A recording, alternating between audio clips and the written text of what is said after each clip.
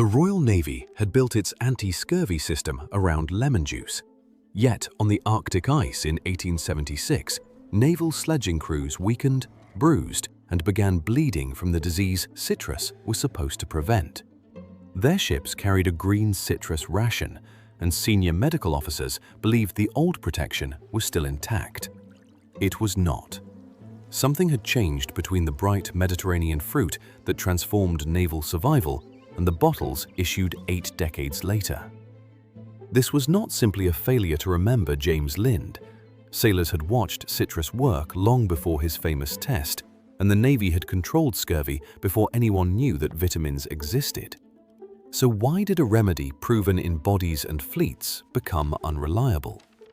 The answer lies in the dangerous gap between discovering that something works and understanding exactly what must not be changed. Scurvy did not announce itself like an infection sweeping from hammock to hammock.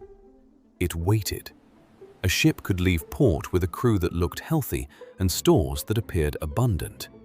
There was biscuit, salted meat, dried peas, beer or spirits, enough energy to keep men working. Then, after weeks without the right fresh foods, fatigue deepened into weakness. Small blood vessels became fragile. Bruises and spots appeared beneath the skin. Gums swelled and bled. Wounds healed badly. Old injuries could break down. In advanced disease, pain and hemorrhage made ordinary work impossible, and untreated men could die. The delayed onset made the cause unusually hard to see. A meal did not make a sailor visibly sick. Instead, something absent from months of meals slowly exhausted the body's reserve. By the time the symptoms appeared, a ship had also accumulated dampness, crowding, foul air, exhaustion, infection, boredom, and spoiled provisions. Almost every feature of a long voyage looked guilty. When sufferers improved after reaching land, they encountered fresh food, rest, dry quarters, clean water, and warmer conditions at the same time. Recovery seemed to prove several theories at once. Modern knowledge makes the missing piece sound simple. Humans cannot manufacture vitamin C and must obtain it from food. The vitamin is required for several processes, including the formation of stable collagen, a structural protein in skin, blood vessels, gums, bone, and healing tissue. But an 18th century surgeon could not see a vitamin, measure it, or even imagine a nutrient needed in such a tiny quantity. He could see only the dramatic bodily failure at the end of a long chain. That is why the first answer, sailors became ill because their diet was bad, was correct, but not precise enough to protect them.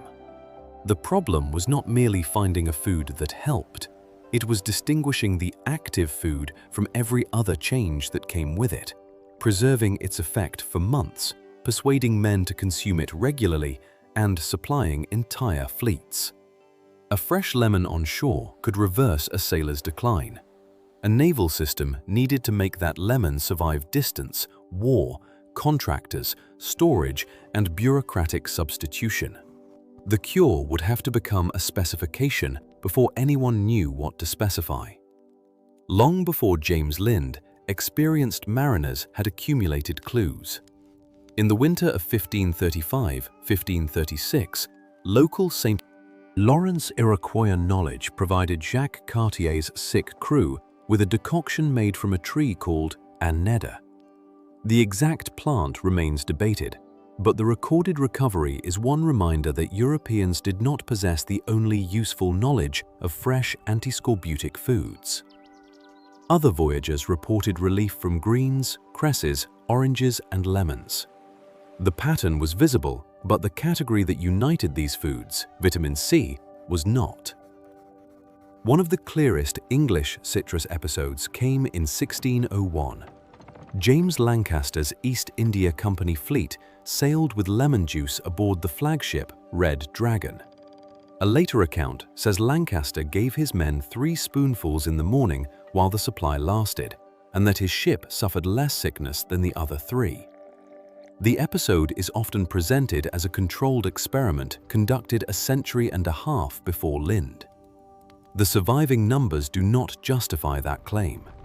The ships were not comparable treatment groups. Exact scurvy cases are missing, and mortality eventually became severe across the fleet.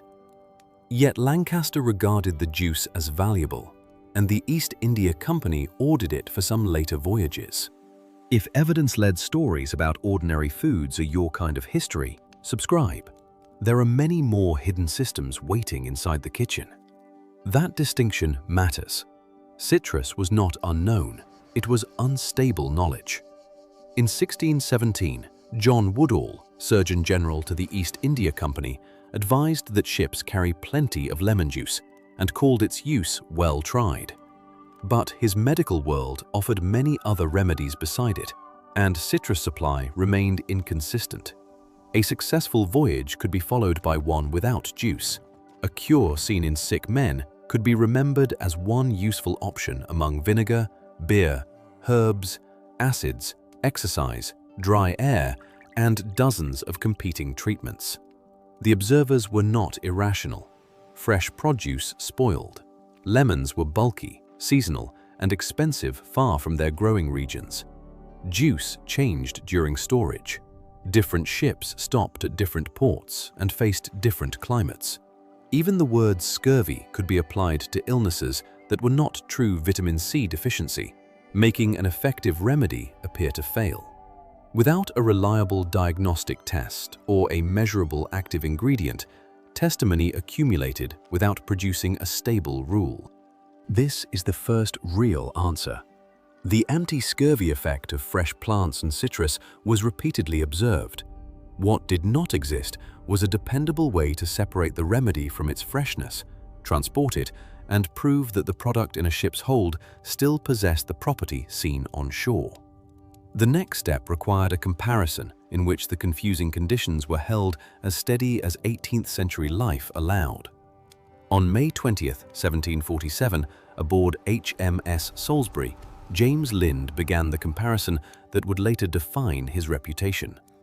According to the account he published 6 years afterward, 12 sailors with scurvy were housed in the same part of the ship, given the same basic diet, and divided into pairs. Each pair received one of 6 proposed treatments. There was cider, dilute sulfuric acid, vinegar, seawater, a medicinal paste, and, for the final pair, 2 oranges and 1 lemon each day. The citrus supply lasted only 6 days. That was enough for the difference to become visible.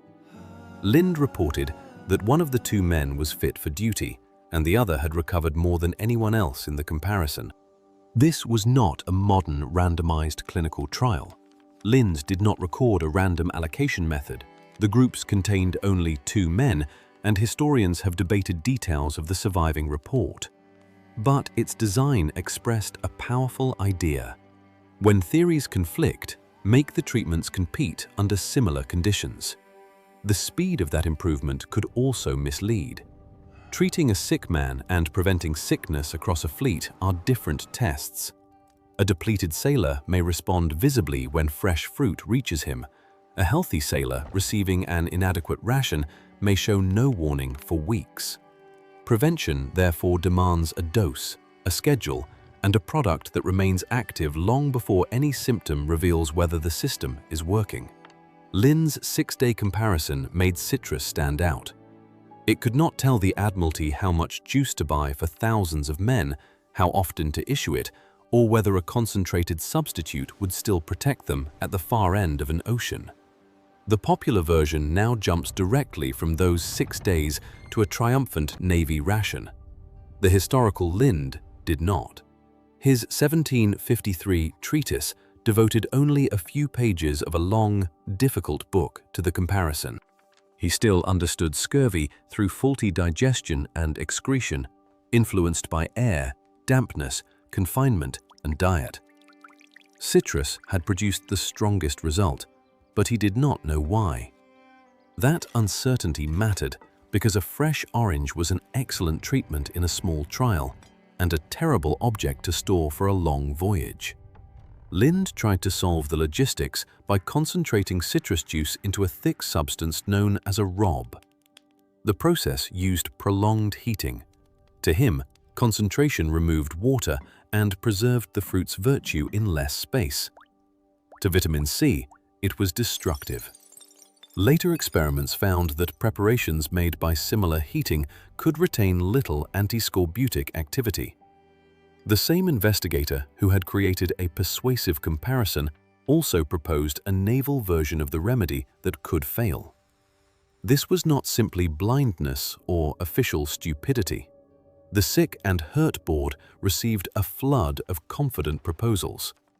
Citrus was already an old remedy. Lind recommended other preventatives of doubtful value, and his own preserved product did not reproduce the dramatic result of fresh fruit. An administrator could reasonably ask whether the 6-day recovery proved the special power of citrus, the general benefit of fresh food, or just one more temporary success in a disease surrounded by contradictory reports. Lind's comparison therefore delivered an answer and exposed a deeper problem. It showed that fresh oranges and lemon could outperform popular medicines in sick sailors. It did not establish a durable preventive product, a daily dose for healthy crews, or a theory explaining which changes would destroy the effect. The experiment had identified a working source. It had not yet created a working system. The career of Captain James Cook made that gap wider. On his great Pacific voyages, Cook treated crew health as an operating discipline. Ships were cleaned and ventilated, men were kept active, food was varied when possible, and fresh provisions were taken aboard at stops. Cook also carried a collection of proposed antiscorbutics, including maltwort, sauerkraut, and sometimes citrus preparations. His second voyage completed an extraordinary long route without a death from scurvy. That achievement proved that long exploration did not have to produce a scurvy catastrophe. It did not prove which item in Cook's bundle had prevented one. Fresh food entered at many points. A man eating greens at an island stop was not testing maltwort in isolation. Cleanliness helped control other diseases and improved general health, which made the total regime look stronger. Because malt was cheap, storable, and supported by a plausible theory of fermentation, officials could prefer it without feeling that they were ignoring evidence. The ambiguity reveals why the phrase, "Lind discovered the cure," distorts the story. Lind's citrus pear was an early therapeutic comparison in men already ill. Naval policy required preventive evidence across months. Cook supplied powerful evidence that a disciplined package worked, but weak evidence about which component mattered. Both episodes advanced knowledge while leaving room for the wrong mechanism. Meanwhile, naval surgeons continued gathering less famous but more operationally useful evidence. Thomas Trotter preserved strained lemon juice without Lind's destructive concentration and reported it remained effective after long storage. Gilbert Blaine, serving with the West Indies Fleet, promoted citrus, fresh provisions, and careful numerical records. He asked ship surgeons to count disease and deaths, turning scattered impressions into fleet-level evidence. In one 20-ship squadron, disease killed vastly more men than enemy action. Preventing scurvy was not a medical ornament, it was manpower. Blaine framed the lemon in language administrators could use. Fruit cost money, but a sailor lost to disease also had a price. He preserved clarified lemon juice with a small proportion of spirits rather than boiling it down. The remedy now had 3 linked parts: a biologically active source, a storage method that retained activity, and records capable of showing the result. None of those parts alone was enough. In 1793, Rear Admiral Alan Gardner's squadron sailed to India on Blaine's advice with a daily allowance of preserved lemon juice. After a 19-week passage without a port call, HMS Suffolk had no scurvy. Similar experience accumulated in the Channel Fleet. This was the comparison naval policy had lacked. Not 2 sick men recovering for 6 days, but healthy crews remaining protected through the period when disease normally appeared. The policy change arrived in stages. In 1795, after pressure from Trotter, Blaine, and supportive commanders, the Admiralty ordered lemon juice for the Portsmouth fleet. In May 1796, the Sick and Hurt Commission agreed to supply naval ships on foreign service. Coverage later expanded to ships around the British coast. So 1795 is a genuine turning point, but not a magic date on which every sailor in the service instantly received a perfect ration. What followed was nevertheless dramatic. Regular citrus issue made prolonged blockade and distant service far less vulnerable to scurvy. By the closing years of the Napoleonic Wars, admissions had collapsed at Haslar, the great naval hospital where Lind had once seen scorbutic patients by the hundreds. Lemon juice did not single-handedly defeat Napoleon or win Trafalgar. Training, strategy, logistics, weather, and many other forces shaped the war. It did help the Royal Navy keep crews at sea for periods that had once consumed their bodies. The contrast with civilian shipping shows what had really changed. Scurvy persisted in Britain's merchant marine long after it had become uncommon in the Royal Navy. Knowledge crossed the boundary. The naval system did not. Merchant ships varied in owners, routes, supervision, and willingness to sacrifice cargo space or money for a preventive whose success looked like nothing happening. Legislation attempted to require citrus, but weak or adulterated juice and inconsistent issue still left sailors exposed. Only after the 1867 Merchant Shipping Amendment Act strengthened supervised provision of genuine juice did records from the Seamen's Hospital Society show a marked decline in scurvy at the Port of London. Faster steam voyages helped too. The lesson was not that naval sailors had better biology. Protection followed enforcement, inspection, and reliable daily delivery. Here, the story turns. The decisive breakthrough was not the moment one man recognized a cure. It was the moment an institution learned to reproduce an effect. Procure the right fruit, preserve the juice without ruining it, issue it regularly, and count what happened. The Navy had created a successful food technology without knowing its active substance. That sounds like an advantage. It was also a hidden weakness. Because no one could measure vitamin C, the system depended on preserving the details that experience had validated. Change the fruit, the process, the storage, the dose, or the schedule, and there was no chemical test to warn that the bottle had become weaker. Success survived only while practice stayed close enough to the original conditions. For decades, it did. Mediterranean lemons came through shifting wartime supply routes, including Spain, Portugal, Malta, and Sicily. Contractors squeezed, clarified, preserved, and shipped enormous volumes. Naval officials could inspect acidity, appearance, and spoilage. They could not assay the invisible anti-scorbutic factor. Sourness became an understandable stand-in for medicinal power because scurvy theories had long associated acidity with resistance to putrefaction. But citric acid and vitamin C are different compounds. A juice can taste sharply acidic while carrying less ascorbic acid. That distinction was not yet available to a purchasing officer. The Navy had standardized a name and a sensory property, not the molecule doing the essential work. In the middle of the 19th century, that gap opened wide enough for the cure to change, while everyone believed it remained the same. The transition began locally. British officials saw an imperial supply opportunity in the West Indies, where limes could be grown within British possessions. Ships on that station received local lime juice. By 1860, an Admiralty contract specified West Indian lime juice for the wider Navy in place of European lemon juice. Historical language often blurred lemon and lime, which made the substitution look smaller than it was. It was not a cartoonish act of penny pinching. Colonial preference, supply security, and the lime's greater acidity all made the decision appear sensible. The quality control available to the Admiralty measured the characteristic it knew how to measure. The new juice could be authentic, sour, and unspoiled, and still deliver less anti-scorbutic protection than the lemon juice behind the Navy's earlier success. Fresh West Indian lime juice generally had lower anti-scorbutic activity than fresh lemon juice. Then, manufacture and storage could reduce it further.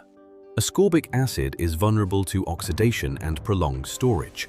Heat can accelerate losses, and contact with copper can be especially destructive. A batch might pass through metal equipment, wait in bulk storage, cross the Atlantic, and sit aboard ship.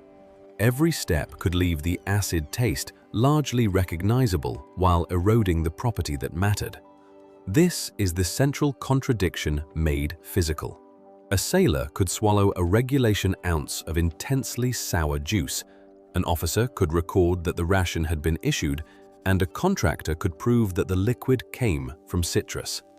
All three might follow the rule. None could determine whether the sailor had received enough vitamin C. Steamships shortened many journeys, and ports offered fresh supplies more often, so ordinary naval service became a poor alarm system for a weakened ration. The defect was most likely to reveal itself where voyages remained long, fresh produce absent, and every ounce of cargo contested. The polar regions created exactly those conditions. The British Arctic expedition of 1875-1876 sailed under George Nares with detailed medical instructions and confidence in naval experience. During the spring, men left the ships to haul heavy sledges over the ice. Lime juice was difficult cargo there. Mostly water, it froze solid, added weight, and required fuel and time to thaw. Despite medical objections, the sledging parties departed without it. Officers tried to prepare the men by giving extra juice beforehand, as if protection could be stored up in advance. Scurvy spread through the sledging parties and weakened the expedition enough to help end its planned work after the first year. The 1877 Admiralty inquiry had an obvious immediate explanation. The men on the ice had not received their daily lime juice, and their preserved diet contained too little fresh plant food. It also discussed darkness, damp quarters, cold, exertion, and lack of fresh meat. In its own terms, that conclusion was partly right. Removing the ration from an already marginal diet increased the danger. Yet the inquiry did not see the deeper product change. Men aboard the ships had received lime juice, and scurvy still appeared there as well. The liquid called lemon juice in earlier instructions was no longer the Mediterranean lemon preparation that had built the Navy's reputation. The system had two failures layered together. The ration was omitted where the risk was highest, and the issued product was less reliable than officials realized.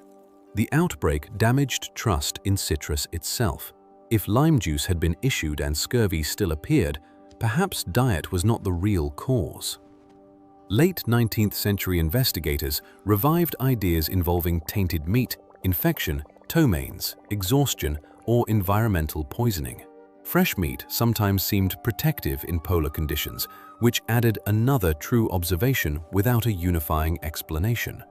Depending on how meat was selected, stored, and cooked, it could supply some vitamin C, but without the concept of a specific deficiency, one expedition's success could support several incompatible theories. This is the second major reveal. The Navy had not simply forgotten a known cure. It lacked a way to test whether two bottles bearing the same institutional meaning were biologically equivalent. The familiar words citrus juice, lime juice, and lemon juice concealed different fruits, different processing histories, and different remaining activity. A procedure can be copied perfectly and still fail if its ingredient has changed inside the label.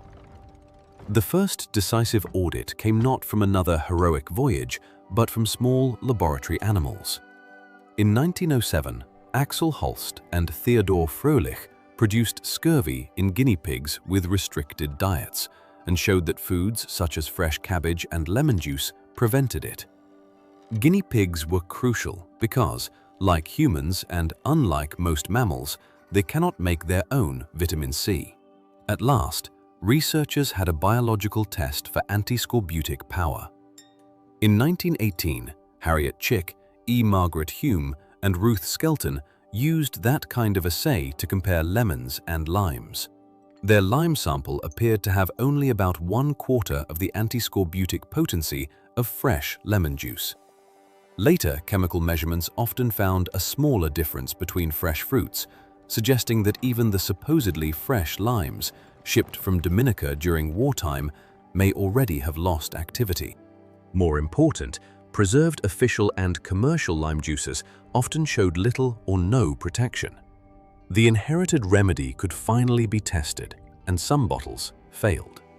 The remaining task was to identify the invisible factor. By the early 20th century, nutrition science was learning that a diet could contain adequate protein, fat, carbohydrate, and minerals, yet still fail because tiny accessory substances were missing.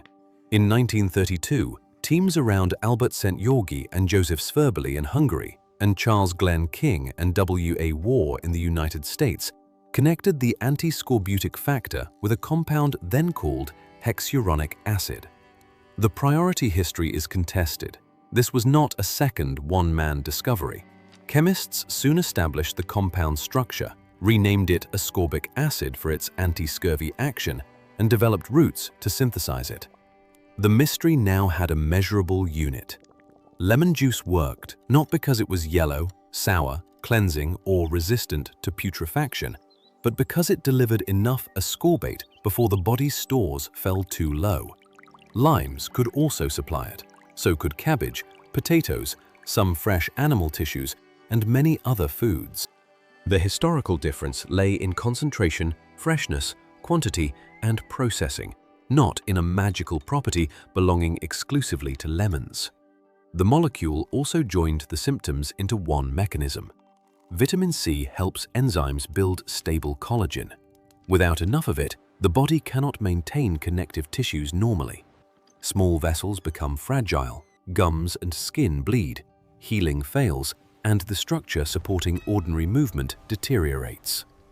The bewildering collection of maritime symptoms was not poison accumulating in salted food. It was a maintenance system running out of an essential input. Now, the Royal Navy's successes and failures align. Fresh citrus helped early voyages because it replaced that input. Lynn's pear improved because oranges and a lemon delivered it rapidly. His heated Rob disappointed because processing depleted it.